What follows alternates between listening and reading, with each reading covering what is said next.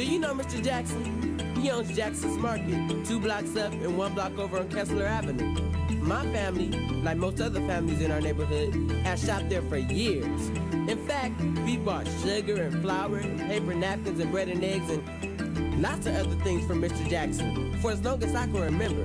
My mother says, when Mr. Jackson does good business, it helps the entire community by providing jobs for some and goods for the rest of us. So, I guess you should buy a candy bar every day to help Mr. Jackson out. Michael, that's not exactly what I had in mind.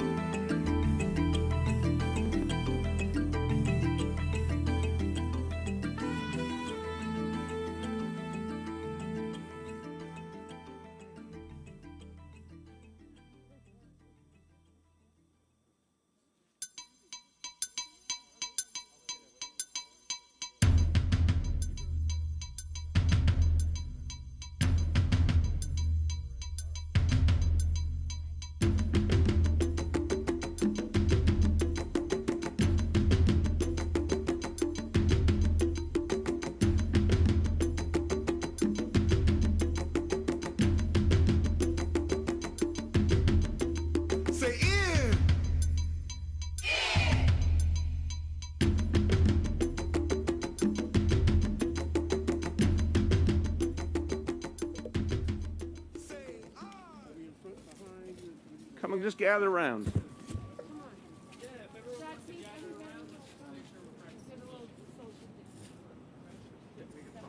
Right over here. We got Commissioner Silver. Oh, there it is. Okay. Right there is good. All right, everybody. I'm going to take this off. Give me a little space, and I'll take it off.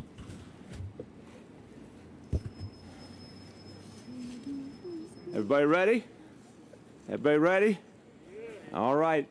Happy Kwanzaa, New York City. Yeah! Yeah!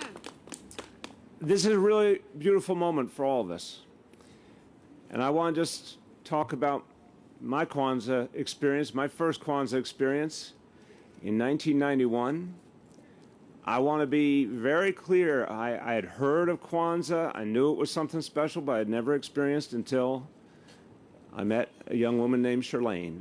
And she took me home to her family, and her family really honored the holiday, and they focused on it, and they really wanted everyone to understand the meaning. So when someone came into the family, they took great care to explain the power and the essence of what Kwanzaa was all about.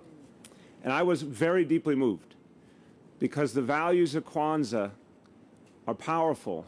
To me, I felt a sense of an understanding of community and heritage and an honoring of the ancestors that was so powerful, so vivid, so necessary. And it spoke to me. And I felt a warm embrace of a beautiful family and a warm embrace of a holiday filled with meaning. And it stuck with me. And I think everyone who hasn't experienced Kwanzaa, everyone who only has a glimpse, has had a glimpse of what it means, has an opportunity to learn a lot more and feel why this is so important, why it's so special, why it was created by people who realized something was needed. I want to thank everyone who's gathered here. We have some very special people going to speak. We're only going to each speak for a moment because we know it's really, really cold, but our hearts are warm. Special thank you to everyone who helped make this happen, everyone from the City Hall team. Of course, we're going to hear from the artist in a moment for her amazing work. I want to thank Mitch Silver and everyone at the Parks Department who made sure this happened as a labor of love. I want to thank Assemblymember Rodneyce Bichot, who has joined us. Everyone who's here because they care. Everyone is here because they do so much for the community. Thank you for being here. And everyone, over these 7 days, we're going to keep celebrating. And each day is a powerful principle. And Chirlaine's going to call out today's principle, but I want to just look ahead and say the one that I think New Yorkers have exhibited in an amazing way in this most difficult years is the principle Imani, faith. We've seen such extraordinary acts of faith and love this year, and we're going to celebrate that as the week goes on as well. So with that, I want to introduce the person who I owe thanks to for introducing me to Kwanzaa and who does so much for the city out of that love and faith, our First Lady, Chirlaine McCray. Yes.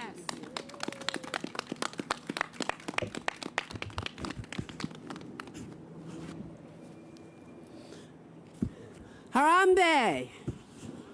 Habari Gani. Happy Kwanzaa, everybody. I want to have a moment of silence for our ancestors who we would not be here if they had not had the strength and resilience to carry on through difficult times. And a moment of silence for all those we lost this year.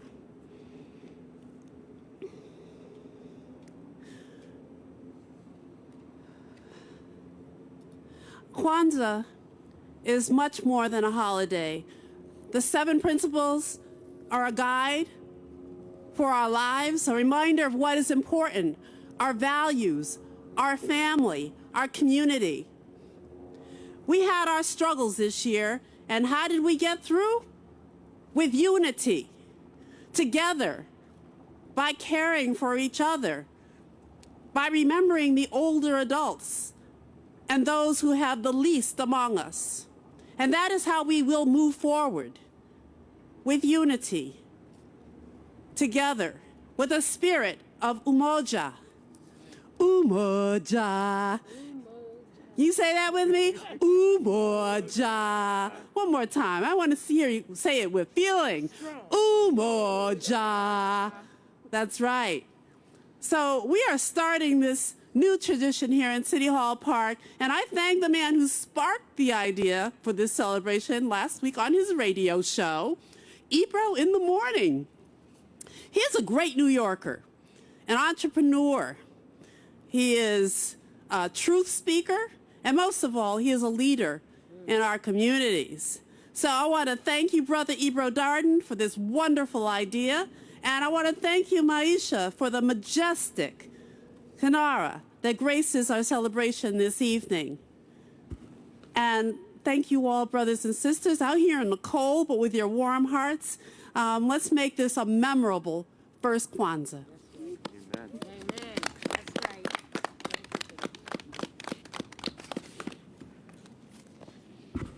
Well, sometimes people actually get credit. And Ebro Darden, someone I admire and appreciate, said a few days ago on the radio to me, we should be doing Kwanzaa celebration. We should make sure the whole city feels Kwanzaa, the whole city experience the beauty of Kwanzaa. And I heard Ebro say that. I said, well, Ebro's just right. You know, that's what we got to do so everyone can feel and experience it. So we're going to give credit where credit is due. We'll give thanks for the person who said it was time for Kwanzaa to be celebrated here at City Hall in New York City. My pleasure to introduce Ebro Darden.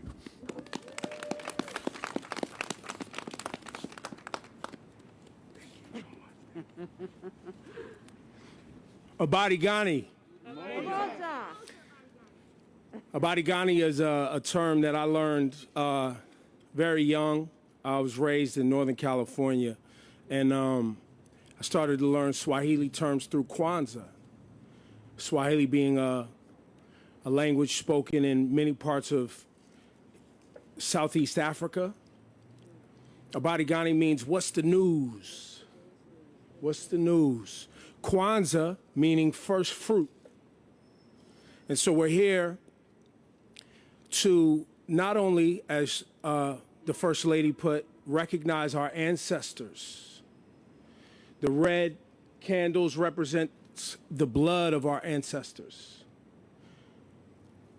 The green candles represent the earth, the prosperity, the land, the future, the opportunity. And the black candle represents the people. But I believe that the 7 principles of Kwanzaa is something that everybody can gather around. Specifically black people. This is a very Pan-African acknowledgement, Kwanzaa. It is not religious, it's cultural. Right? So some people confuse Kwanzaa as Black Christmas. You can celebrate Christmas, but you can also celebrate Kwanzaa. My mother's Jewish. She celebrated Hanukkah and Christmas. So when I had the mayor on the air, I said, well, if everybody can celebrate Hanukkah and everybody can celebrate Christmas, why can't we all celebrate Kwanzaa? And so here we are today with a great opportunity to learn, to come together, to unify, and to become people that support one another and become allies of each other's culture. Because black people, as you all know or may not understand, we are always attempting to define our place here in North America, teach people the pain that we have gone through in defining ourselves as black people in North America, in the Americas in general, while also connecting back to where we came from. And Kwanzaa is a part of that exercise. So with that, I turn it back over to the mayor. Thank you all for coming out. It was something that I salute my family over here, Jazz and Issa, and also the Favors family over here, who we celebrate Kwanzaa together every year. This year, we're here. We weren't gonna have a reason to get together because, you know, COVID, so we're social distancing, but you know what? City Hall Park, we're outside. It's the place, bundle up, let's do it. Kwanzaa, happy Kwanzaa, everybody.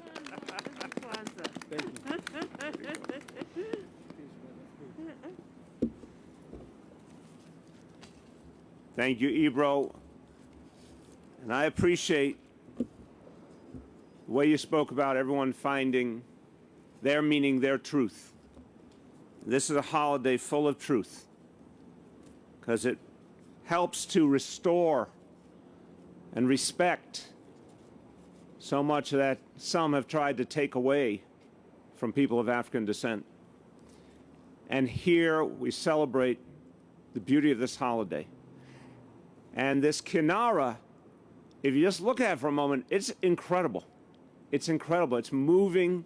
It immediately gives you the feeling in your heart of why this holiday is so important.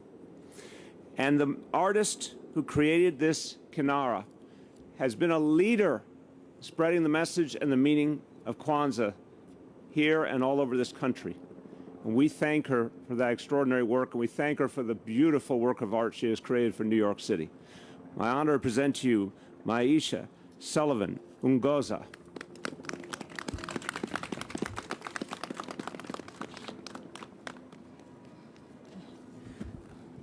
Habari gani? Umoja. Umoja habari gani.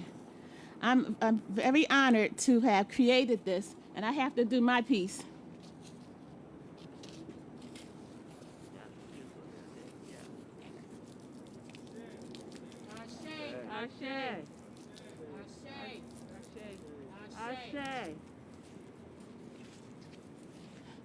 I hope the ancestors forgive me for pouring from plastic. You should never pour libation from plastic. You shouldn't use something toxic doing something special. And plastic and styrofoam is toxic, and you should never do anything special. You really shouldn't be using them much either, but it is what it is. I'm very honored to have created this and put to use one of the principles. Really, all the principles came to being for this to happen. The first one was, I knew I had the kuumba, the creativity, because I'm a creative person. I'm a maker. I'm a multimedia artist. I work with all kinds of things. And I like to share that, and I like having this opportunity because a lot of times women don't get this kind of opportunity. So I appreciate this. But, you know, I had to have faith that it would happen, and the city had to have faith that I could make it happen in less than a week. I had less than a week to do it. And then I had friends who came in, so we had collective work and responsibility going on, right? And I had a procurement team running around. After I couldn't run around anymore, I had to get and start cutting and sanding. I had all my sister friends, they running around trying to find some outdoor candles with battery lit, you know. So everybody wanted it to happen. You know, not just, and we're from Philadelphia. We're not from here, right? But Philadelphia is very Kwanzaa centered. Right now we lit Boathouse Row red, black, and green, and the skyline is red, black, and green. Y'all gotta catch up, right? So we're very, you know, and I was supposed to be at an event where they're lighting up the boathouse tonight for Kwanzaa. But it takes all of us working together to make things happen. And certainly you know that as a city, you know, dealing with this pandemic and you're still functioning and people are still coming together. And Kwanzaa, it's time for us to ingather. So we're doing it virtually, and we're here and sharing time and space, which is, you know, it's just rare to get a chance to do this now. So I appreciate that. So my thinking into this, when I was cleared that she said she wanted to do it, she said, well, can you send me some sketches? I sent 2 sketches real quick, because I always have something in my head. You know, I always have something. I'm a creative person, so it's always something bubbling around. It's a spark. This is one of the prints. You see this for Kuumba, creativity. It's an electrical spark. It's how your brain could go when some idea come to you and it go like, pew! That's the symbol, and that's always going off in my head, right? It's, you know, something, I see something, how can I do that? How can I make that better? And that's what that principle is about, you know, to do always as much as we can in the way that we can. And so I saw this as a challenge, and I like challenge, and I wanted it to be a statement. I can't stand tacky. I can't stand something that don't look the best for represent who we are.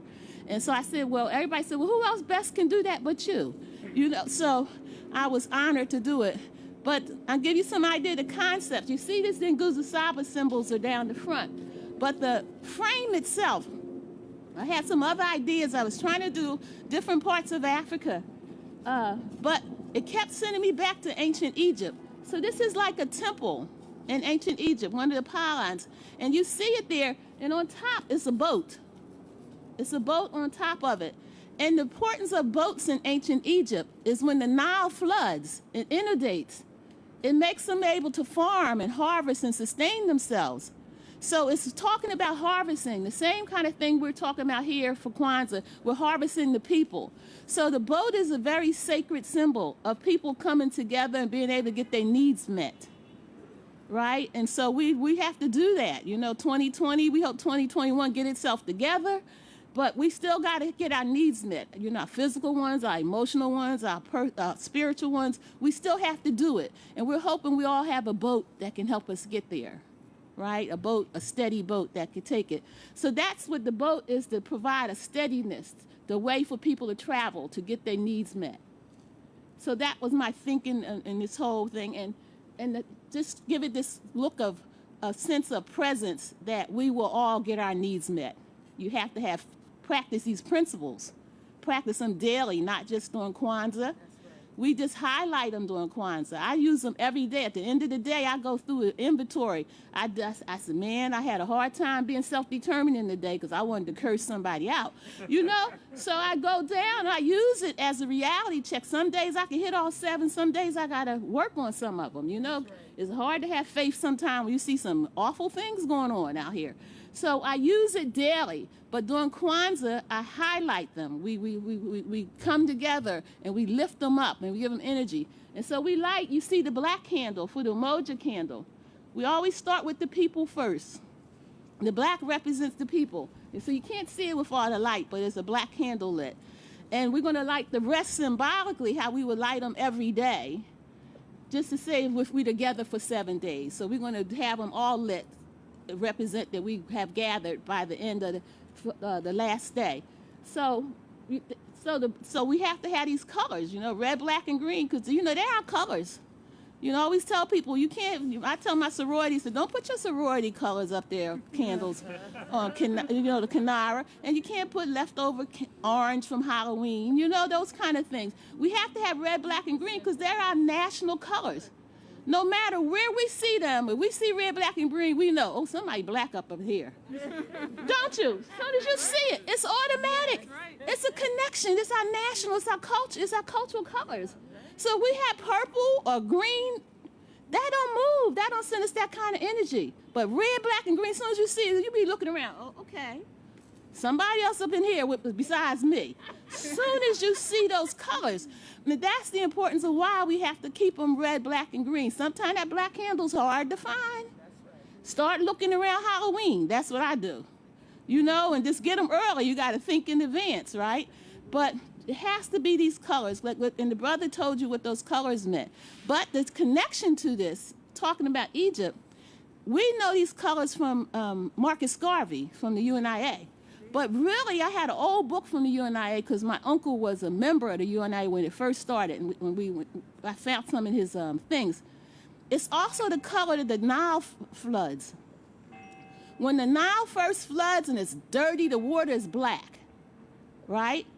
And then if you see soil in Africa is red, after a while it starts to get very, very red. And then it's green, it cleanses itself. So if you look in ancient Egypt, and I've been visited, you see their colors were red, black, and green on their banners in ancient Egypt. So it ties into this. So with all the energy was coming back about that. We think of it just as Marcus Garvey's colors, but it actually was ancient colors of a mighty nation at one time, you know? So that was my thinking about it. I probably would have thought a lot more if I had more than 3 days to make it. But I was glad to do it, and I want to thank, in particular, he's not here. He's like my brother, Zumbi Soweto. He gave up a couple of his days to come in, because this thing is heavy. And he was lifting it for me. He was moving it for me. He was doing this. And this is the first time we've worked together around a carpentry project. And we worked together around a lot of other cultural things. And so he knew I made things, but he didn't know I had all this equipment. He didn't know this kind of thing. So he learned some things from me, and I learned some from him. So he definitely is a co-creator of this, brother Zumbi Soweto, in terms of his just being there to make sure we can move it and get it here and all that. So that was my thinking. I want to thank the mayor, and I want to thank the First Lady for this opportunity, and I want to thank Suri for keeping me, telling me, let me know what to do. I didn't know I was supposed to be here for this, so I was glad that I could. And I want to thank everyone, and I hope that you find the beauty and the meaning in what I put into it. Thank you. Thank you. Well done. Beautiful, beautiful. Maisha said such powerful, powerful words about the meaning. She also threw down a little bit of a challenge, New York City, reminding us that she believes Philly is ahead of us. Now, if we like to be inspired by truth and justice, but also if anyone says Philly's better than us, that's going to get us going. So, but I think with Ibro's idea and Maisha's amazing work, it is a good challenge to New York City to deepen our celebration of Kwanzaa every year. If Philly's doing it like that, we should be doing at least that much. And there's always a chance for people to learn and grow and feel something and understand something and find the respect that this holiday demands. So let this be a beginning. Let this be a first step. And Kwanzaa is going to mean so much more with every passing year, the more people dwell on its power. And everyone, this is just a beautiful moment, and I'm so honored we could share it together. Happy Kwanzaa, everybody. Happy Kwanzaa. Yeah.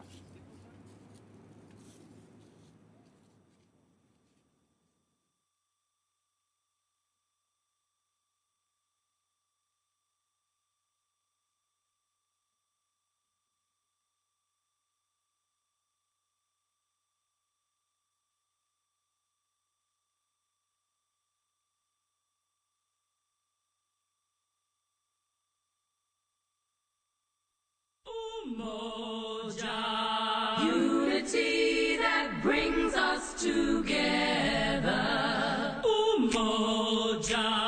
Unity that brings us together. Umoja. Unity that brings us together. Kujichagulia. Kujichagulia.